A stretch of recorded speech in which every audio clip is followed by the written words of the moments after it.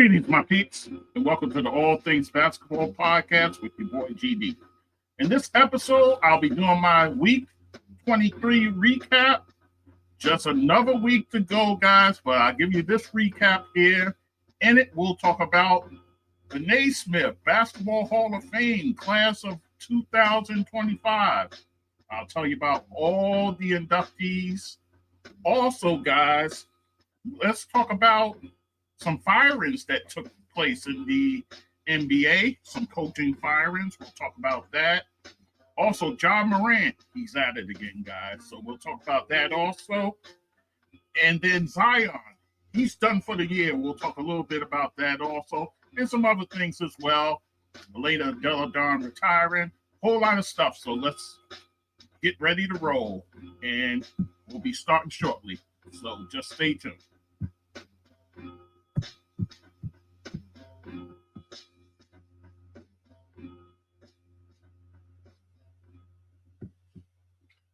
Okay, guys, it's your boy GD back with the All Things Basketball with GD podcast. And, guys, we are coming down the home stretch, guys. A lot of seeding to be done. Teams are still vying for places. The West is really wild out there. So, a lot happening in the NBA, but a lot of news to get to as well. So, without any further delay, let's get right into it. We'll start as we always do, guys, your players of the week. And then we'll start with Kawhi Leonard, man. He's been playing well. Kawhi Leonard for the LA Clippers. He had a fantastic week last week, a week in which his team went 4-0. He played all 4 games too, guys. And he averaged 24 and a half points, nearly 6 rebounds, 2 steals and a half. Almost 2 steals and 2.5 assists. He shot it great from the field, guys. You know, Kawhi, he's a guy who's very efficient. From 3, he was okay. 7 for 21. And then from the free throw line, out of 14 attempts, he missed just 2. Like I said, his team went 4-0. They went on the road to beat Orlando. And then they beat the New Orleans Pelicans at home. And then they had 2 home games against Dallas and beat them in both. So Clippers right now, they're starting to rock and roll right now, guys. They're climbing up the ladder. So a lot of good things are happening for the LA Clippers right now. And at the head of it is Kawhi Leonard. So big props to him. And then in the East, Giannis Antetokounmpo. His team went 4-0. He only played in 3 of those games. So Giannis for the week, 36 points a game he averaged, almost 14 assists, guys. Wow. Over 12 rebounds, and then nearly 2 steals. You know how he is efficient from the field, nearly 64% from the field. He only took 6 three-point attempts, and he made 3, so that's good. And then from the free throw line, out of 37 attempts, he missed 6, so you'll take that from him. And then, like I said, when he played, they went 3-0. They beat Phoenix. Then they went on the road to play Philly, and they went in overtime with the Miami Heat in Miami and got the win. So Giannis Antetokounmpo, he's carrying a heavy load, guys, with no Dame Lillard there. So he has to be the guy. I get it. They're getting fine play from guys like Ryan Rollins, the young player there. Also, Kevin Porter Jr. He's helping out, but if they're to go the distance, guys, they're going to need a healthy Dame Lillard. So we'll see what happens there. But those are your players for the week. All right, guys, let's get into the top story. For me, it's the Naismith Basketball Hall of Fame class of 2025. Guys, you know I love talking about this sort of stuff. So it was announced during the Final Four weekend who your inductees will be. And this is how it shook out, guys. You had for the North American Committee, Carmelo Anthony. Now, Carmelo, you know, he has a fine resume, guys. He's Brooklyn born, but he moved from Brooklyn at a young age. He moved to the Baltimore, Maryland area, but he actually finished his high school basketball career in Virginia, playing at Oak Hill Academy. From there, guys, he goes to Syracuse and has that magical freshman year where he was named Freshman of the Year, of course. He was an All-American. All the accolades you can shower upon the first-year player, he got them. And to top it off, he got himself a national championship. And, oh, by the way, he was the most outstanding player in those Final Fours and championship games. So, Melo starting off his career with a bang. Then he enters the NBA in that famous 2023 draft. He was picked third overall, guys, going to the Denver Nuggets. A 10-time All-Star, an All-Rookie on the All-Rookie team.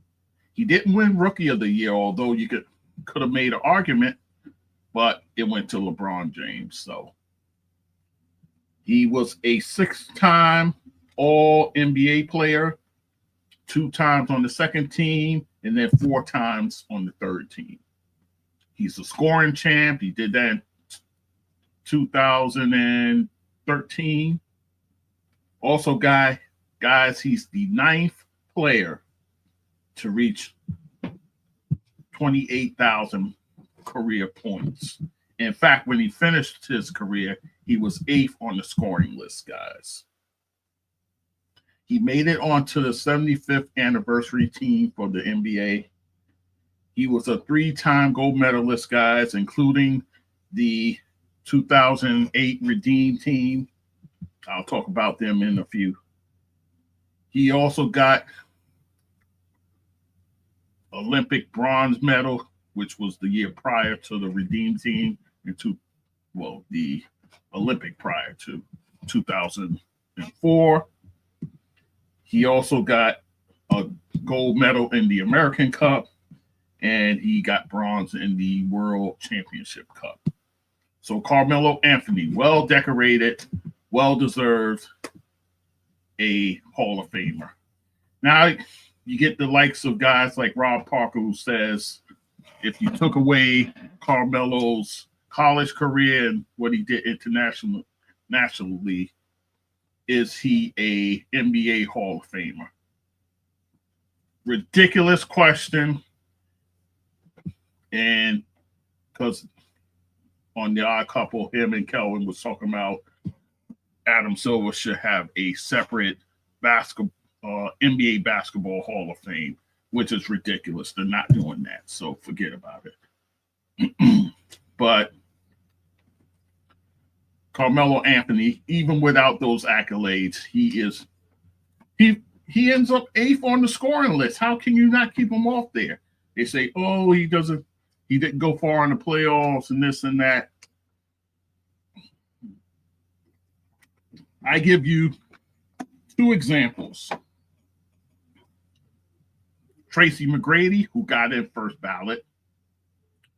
And if you're to say Carmelo doesn't deserve to be there, then you would have to make a case for a guy like George Gervin, who had fine regular seasons. You know, he was a scoring machine, but his teams just couldn't get over the hump, especially against the Lakers. So what are we even talking about here? So Carmelo's a Hall of Famer. He's first ballot. So why are we even having this discussion? But you know, guys like Rob Parker got to shoot a pin into, you know, the NBA as a whole. He got to shoot a pin in that. So he comes up with these nonsensical arguments. But Carmelo Anthony, Hall of Famer, on the first ballot, by the way. Next up, Dwight Howard. Dwight Howard, an Atlanta native. He was a terror at Southwest, all Christian Academy guys. Not all. Southwest Atlanta Christian Academy. And guys, he was a McDonald's All-American, as was Carmelo Anthony. He was Mr. Georgia basketball. Guys, he forewent going to college, and he entered the NBA. He went into 2004 draft, number 1 pick overall, an 8-time All-Star. He was on the All-Rookie team. He lost out that year to Emeka Okafor. 8 times All-NBA, 5 times first team, guys. Twice. No. 5 times first team, once second team, and 2 times third team. So that makes 8. He led the league in rebounding 5 times, guys. He led the league in blocks twice. Currently now, he is 10th in total rebounds, guys. He has 1 championship that he won. And he also won Defensive Player of the Year. He won that, I want to say, 3 times he won that.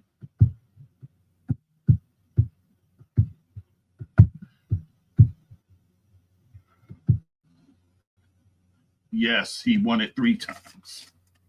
Defensive Player of the Year, guys.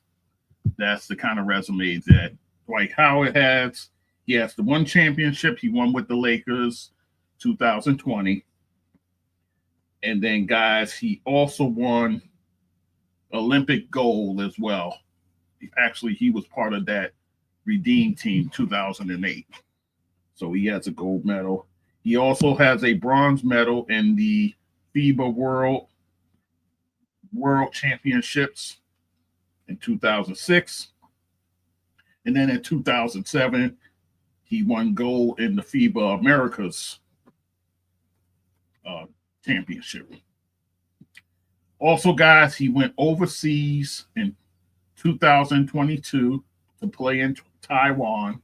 He played there 2 years, and then in 2004, he would play in Dubai, and then he'd go back to Taiwan. So, Dwight Howard, he didn't make the 75th anniversary team list, surprisingly enough. You could make a strong argument. You could take a couple of guys off there and put him on. But nonetheless, Dwight Howard, your first ballot Hall of Famer. So there you go. Next on the list, the 2008 Redeem team. I was just talking about Melo and Dwight Howard being on that team. That's the gold medal team, guys, that came off the heels of the 2004 disappointment when the U.S. got the bronze medal. That was a team that was coached by Larry Brown, and you had young guys on there like a LeBron James, like a D Wade, like a Carmelo Anthony. Now they made the Redeem team, and they righted the ship. Went 8-0, guys. Their average winning margin was nearly 28 points. So they were beating teams by at least 28 points, guys. On that team, you had your co-captains, the late great Kobe Bryant, Jason Kidd, and Dwayne Wade was on that squad. Also on that team, like I said, Melo and Dwight Howard, LeBron James as well, Chris Paul, Chris Bosh, Carlos Boozer, Deron Williams, Michael Redd, and Tayshaun Prince were all on this squad, guys. And it was coached by Mike Krzyzewski of Duke, of course. So the team as a whole makes it into the Hall, guys. So kudos there. And then Billy Donovan, guys. He's the current coach of the Chicago Bulls, but he also coached in college, guys. 21 years. He spent the first two with Marshall University before going to the University of Florida. There's where he really made his name, guys.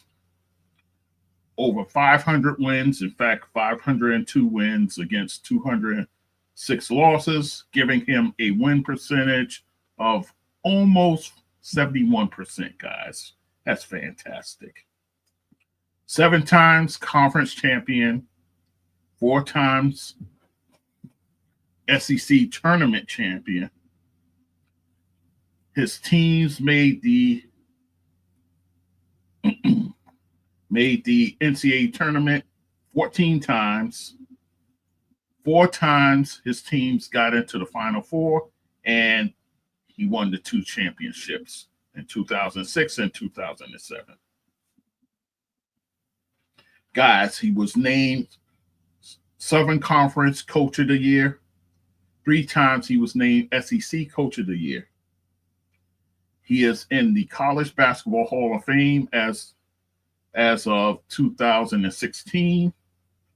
Then he would go on to the NBA, guys, where he has coached 10 years, 5 of those years with OKC, Oklahoma City Thunder, and the other 5 with the Chicago Bulls.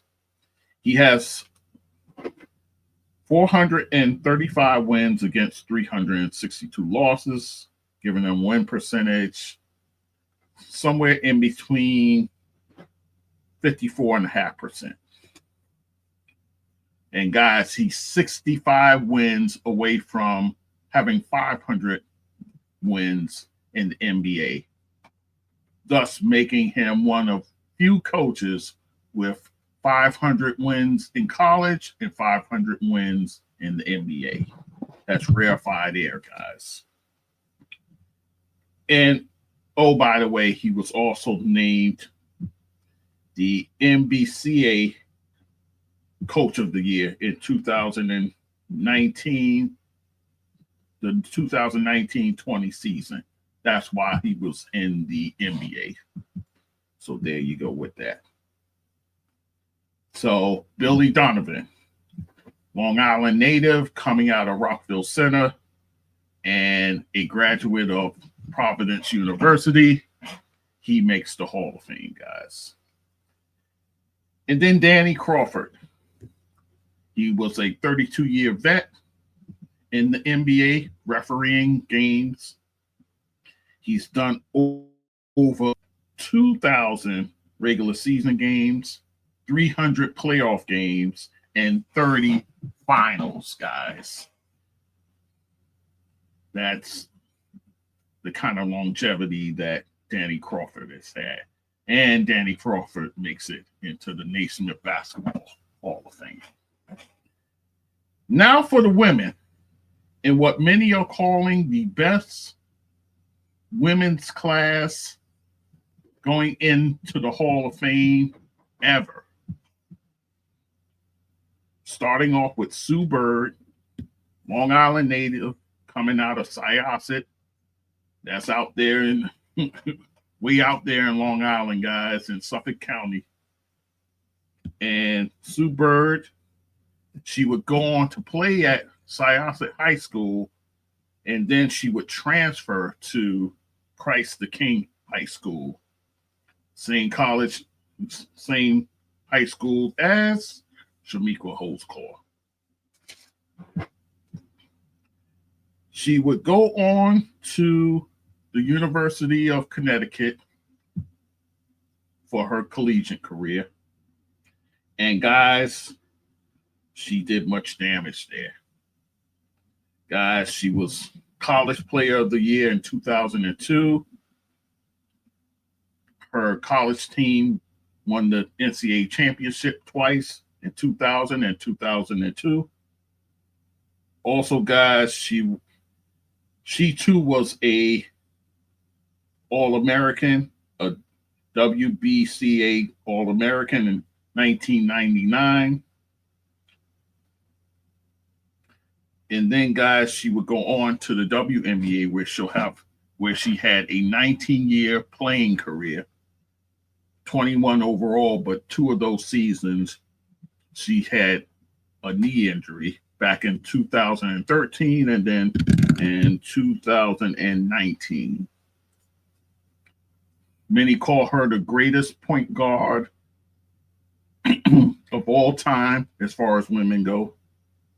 13-time All-Star, 8 times All-NBA, 5 times she was first team, 3 times second team.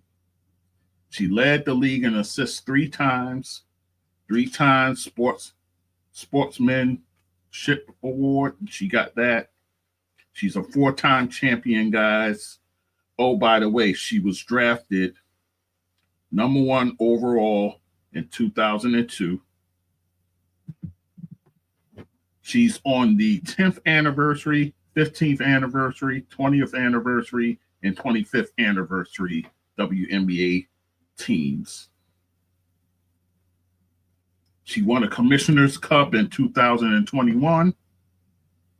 And guys, overseas, 5 times Russian League champion, 5 times Euro League champion, and for Team USA, she won 5 Olympic gold medals and also 5 times a World Cup winner. 4 of those gold, 1 bronze.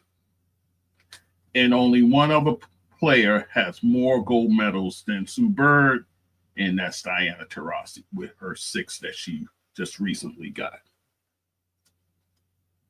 So that is Sue Bird's career. Sylvia Fowles, coming out of Dade County, guys, Miami, Florida zone. She would go on to play at Miami Edison High School, and then she would transfer to Gulliver Prep School. She was a McDonald's All-American, guys, in 2004. Also a WBCA All-American in 2004 also. She would go on to play at LSU, playing under coaches Pokey Chapman and then later Van Chancellor. Those LSU teams made it to the Final Four times, guys. She would go on to the 2008 WNBA draft, drafted 2nd overall, right behind 1st overall pick, Candace Parker. She's a 15-year vet, guys. 7 of those years with the Chicago Sky, and then the last 8 with the Minnesota Lynx. 8-time All-Star, guys. 8 times All-NBA. 3 times first team. 5 times second team. A 4-time Defensive Player of the Year. 11 times All-Defense. 8 times first team. 3 times second team. She led the league in rebounds 3 times and blocks twice. She is a league MVP, guys, in 2017 and won 2 championships, guys. Overseas, 3 times a Turkish Cup champ, twice Euro League champ, twice Europe Super Cup champ, twice a WBCA champion as well.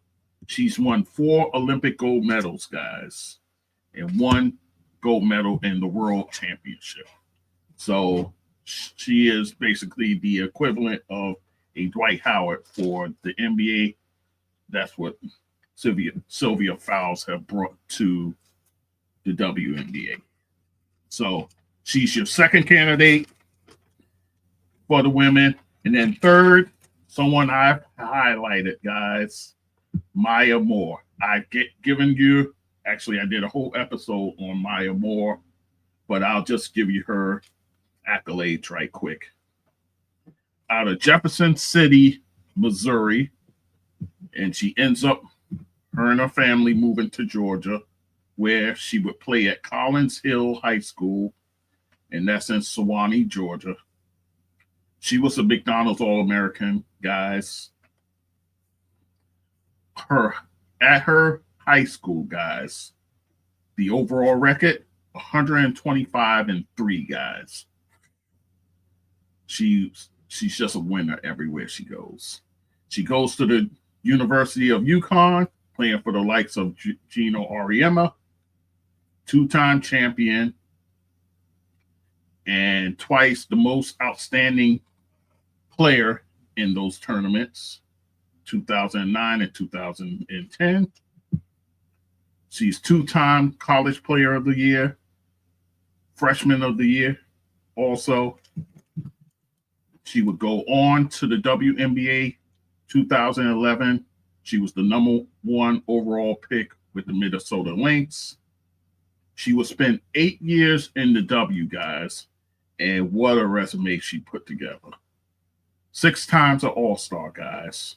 Oh, by the way, 3 of those times she won All-Star MVP. Wow. 7 times All-NBA, 5 times first team, 2 times second team. She made the All-Defensive Team second team twice. She led the league in scoring in 2014, then in steals in 2018. She was a Rookie of the Year. She was also an MVP of the league in 2014, a 4-time champion, guys, and named to the 20th and 25th anniversary teams.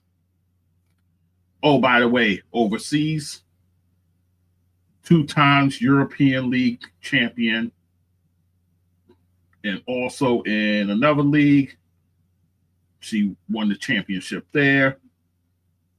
FIBA World Cup champ, MVP. Guys, she just did it all. 2-time Olympic gold medalist, 2 times a world champion gold medalist, and just to add as good measure, World University Games gold medalist as well. Everywhere you turn, Maya Moore, all she knows how to do is win. So, thus making the 3rd woman in the women's committee list. So, thus making that the greatest women's class that has entered the Hall of Fame. As contributor, Mickey Arison. He's the Miami Heat owner, guys. He's been the owner since 1995. 3 times championships. 3 championships, in fact. 7 times Eastern Conference champs. Guys, Hall of Famers that have come through that franchise. Of course, Mr. Miami Heat, Dwayne Wade, Shaquille O'Neal, Ray Allen, Chris Bosh, Tim Hardaway, Alonzo Mourning, Gary Payton, and then players that are currently playing now, LeBron James, Jimmy Butler, who just left there. He was traded at the trade deadline, and then currently they have Bam Adebayo. So Mickey Arison getting his just due as an owner. thus as a contributor going into the Hall. So that is your Hall of Fame class, guys. Your snubs, there's always snubs that's, you kind of give a bit of a raised eyebrow about. Marcus Johnson, once again, doesn't make it. The small forward coming out of UCLA, guys, playing in Milwaukee and then in with the LA Clippers, guys. The quintessential small forward during those times, playing against the likes of a Dominique Wilkins, a Julius Erving, a Larry Bird, a Bernard King, all those guys coming up against them. So Marcus Johnson snubbed once again. He actually made it as a finalist, but didn't make it. Now, this is a name that I got to admit, I didn't come up with this. Someone I follow on Instagram, Nisha Butler, a former New York City basketball legend. She actually brought up his name, Sonny Vaccaro. He was a sports exec for Nike. In fact, he signed Michael Jordan to his first Nike deal. Also, he was exec with Adidas and then with Reebok. He's the founder of the ABCD camp for high school players, the standout players, of course. He's done that for 33 years, guys. He co-founded the first high school all-star game, and this was before McDonald's had their high school games. It was called the Dapper Dan Classic, Round Ball Classic, in fact. And he did that for 43 years. And also, guys, as an aside, he was part of the O'Bannon versus the NCAA lawsuit. That was the lawsuit about image and likeness, and a lawsuit that was actually won by O'Bannon in that group there about players getting paid for their likeness in video games. I think this started the ball rolling towards the NIL that you see today. So, Sonny Vaccaro, again, somebody who should be a contributor going into the Hall of Fame. So there you go in that regard. So thank you, Nisha Butler, for pointing this out. Jennifer Azzi, she was a finalist but didn't make it, guys. Standout from Stanford. She won a national championship over there, guys. Also, she was part of that famous 1996 Olympic team, the great team that ended up the catalyst for the WNBA. Although when she was finished playing with the Olympic team, she went to the ABL, which was a rival league at the time. When that league went under, she eventually went to the WNBA, and then upon retirement, she became a college coach. So Jennifer Azzi, snubbed, and someone who deserves Hall of Fame recognition. And then here's a name that she was on the initial list, but she didn't make the finalist list. Shamika Holdsclaw. What are we doing, guys? I keep saying this. They just did a poll recently. She was one of the top 5 women college basketball players ever, guys. Playing at Tennessee for the late, great Pat Summitt. 3-time champion, guys. 2 times most outstanding player in the Final Four.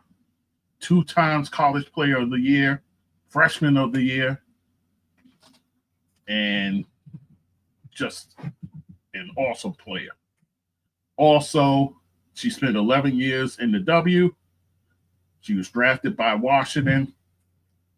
She played for the Washington Mystics, for the LA Sparks, for the Atlanta Dream, and then she would finish her career with the San Antonio Silver Stars.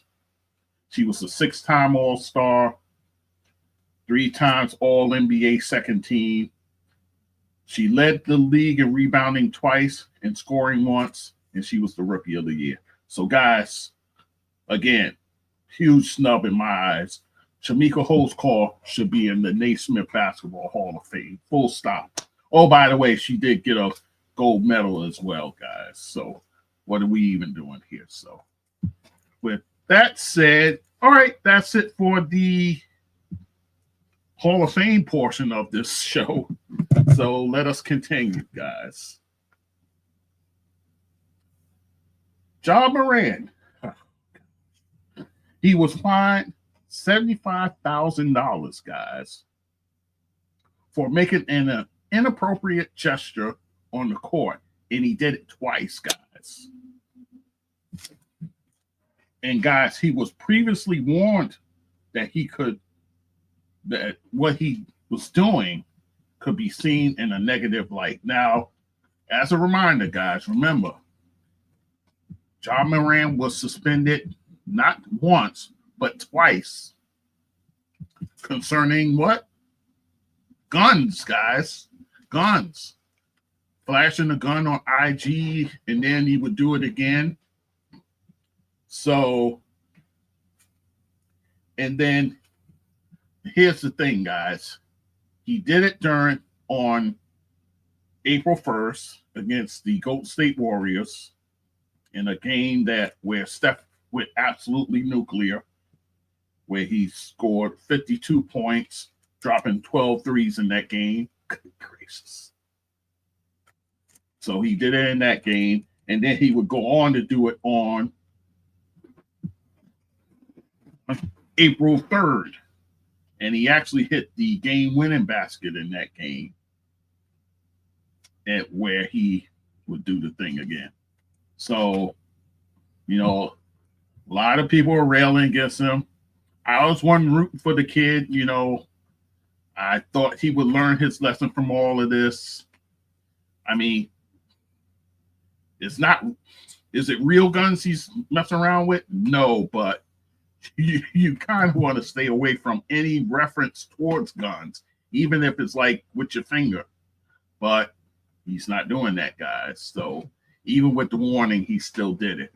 And then he would go on social media. And he said, "Oh, he's being targeted and this and that and all kind of stuff." And I'm like, somebody needs to get to him and say, "Look,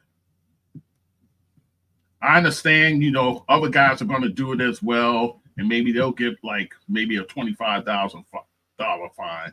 But you're going to get hit more because you have a history." Same thing I say with Draymond. Because you have a history, you're being watched more closer. Is it fair? One could say yes or no, but they're going to have eyes on you. That's just the way it is. So, and then all the turmoil that Memphis as a franchise is going through, I'll talk about that in a minute. You got to be mindful of these things. So, I can't give you out on this one, kid. You got to be better with this stuff. So that's all I'm saying with that. So Ja get hit in the pockets, $75,000. Let us move on. CJ McCollum and Zion Williamson shut down for the season, guys, for the New Orleans Pelicans. I want to focus on Zion. Zion for the year. This is what he's done. 30 games, so he even give you half a season, averaging over 24.5 points per game, over 7 rebounds, and well over 5 assists. Shooting it from the field, fantastic, 56.7%. You take that. On the free throw line, 65.6. Yeah, you'll take that. You'll deal with that. But again, another injury-plagued season for Zion, which leaves you now what to do now. So, the draft lottery's coming up, guys. So where Cooper Flags ends up, who knows? So if he ends up in a place like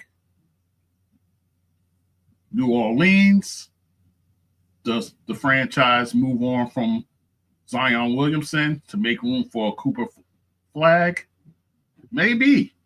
But the whole thing is, and I was talking about this with friend of the show, D, where do you send Zion Williamson? Right now, the market for him isn't all that great. So I actually proposed this, mentions this to D. He was like, that's interesting. I just said, hey, both teams are getting rid of potential problems. Zion Williams straight up for Ja Morant. Maybe you have to play around with the numbers and add players and draft picks and that sort of thing, but a straight up Zion for Ja. Now, I'm sure people will say, but wait a second. You got Jaren Jackson over there, and you also have Zach Edey. I don't know, maybe you send us Zach Edey over there to with Ja to New Orleans. And then once you get Ja in New Orleans, then you have CJ McCollum there. You have DeJounte Murray, although he's recovered from a knee injury. So maybe you shuffle one of those guys off somewhere. So, it's two teams, get rid of headaches for them. So I just put it out there, but I doubt if that happens. And mind you, they were both in the same draft. And the odd thing in all of this, out of those two plus RJ Barrett, looks like RJ Barrett has been the model pick between the three. So go figure. Although he's been traded to Toronto, but he's playing well over there. So, but there's that. So Zion shut down for the season, guys. Coaching news, guys. Taylor Jenkins, he's out as Memphis Grizzlies coach. He spent 6 years there, but he wasn't even given the luxury of finishing out the season, guys. So they're moving on. Their assistant coach, Tomas Isalo, he's going to take over for Jenkins. So maybe this will give them a shot in the arm. Who knows? We'll see. But I tell you this, Taylor Jenkins, I don't think will be on the sideline long. I think somebody will scoop him up in the offseason. He's not a bad coach. He's just had the impossible situation there with Ja Morant, trying to keep that ship afloat. He has a young, promising team there, but, I don't know what more you can do in that regard.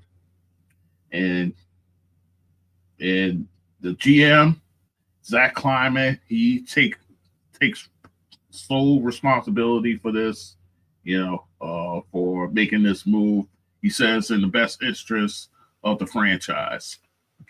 We'll see if that's the case down the road. You can't make a judgment now, so there's that. And then, if you thought that was bad, I'll give you a worse one. Mike Malone, guys, for the Denver Nuggets, he's out, guys, with 4 games left in the season. So he gets fired.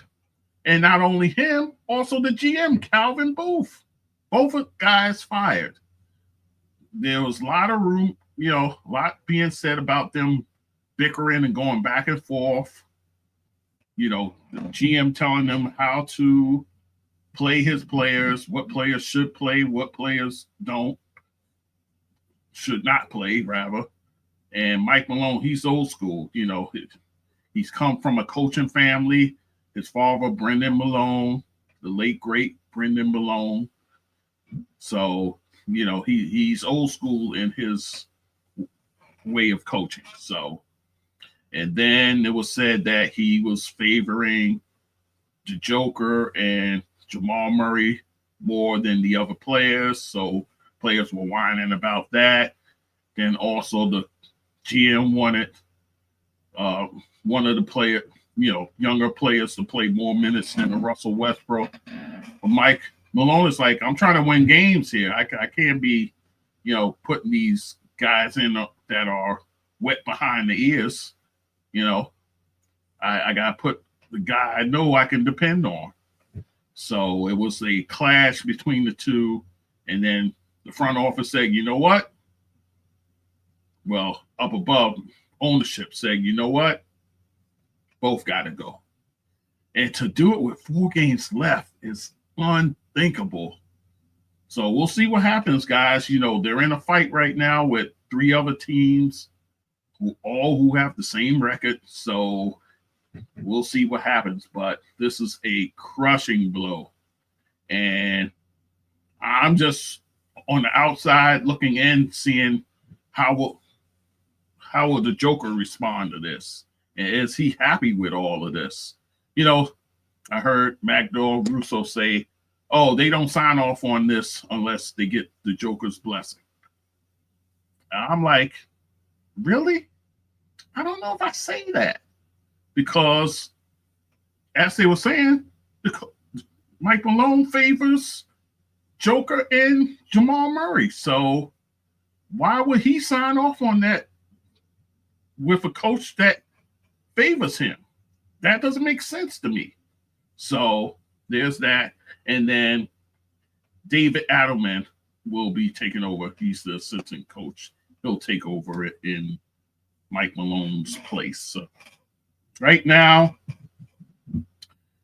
again, you have the logjam there of teams that's vying, to stay within the top 6. You don't want to be a play-in team having to play those extra games. So can they right the ship? We'll see what happens, guys. But it's a very messy situation. Very messy. So we'll see how it goes. All right, guys. And then the last thing I want to cover, and this is WNBA related, well, women's basketball related. Elena Delle Donne calls it quits, guys. She goes on social media. She makes a statement there that, she's done all she can do and those sort of things. I do want to try and read the statement if I can. Try and pull up the IG and read her statement if I could. The statement where she lets everyone know that she is done, guys. She has fought the good fight. She has done all the things. And here it is. Yes. Yes, I have it right here, guys. All right. One of my favorite children's books asks, how did it get so late so soon? I have asked myself that over and over again in the process of coming to the decision to retire from playing basketball. Being able to say that out loud was one of the hardest parts of my career. My body seemed to make this decision before my mind accepted it, but I now truly know this is the right thing for me at the right time. Words cannot adequately express how thankful I am to my family, all of my incredible teammates, friends, executives, sponsors, staff, and most importantly, the amazing fans that have accompanied me on this journey.